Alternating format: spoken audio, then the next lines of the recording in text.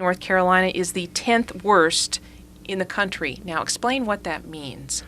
What this study looks at is the business tax climate. So it's not looking at the overall business climate. It's not looking at a number of different things that other studies look at.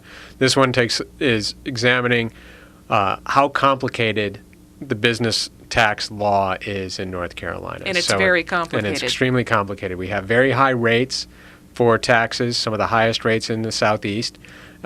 And we also have a number of set-asides within the tax code. So there are incentives and carve-outs for for specific companies, for specific industries. And so the way that the state taxes all businesses overall, you're never quite sure where you fall in that as a business owner. So we're the 10th worst state. So which states are even worse than we are?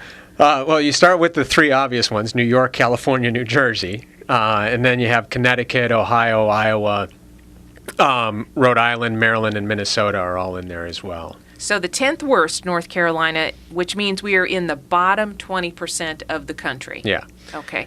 So, Joe, if I'm a business and let's say I'm trying to decide whether or not to continue to operate in North Carolina or perhaps move from another state into North Carolina, and I take a look at all of this complicated stuff, am I going to move here?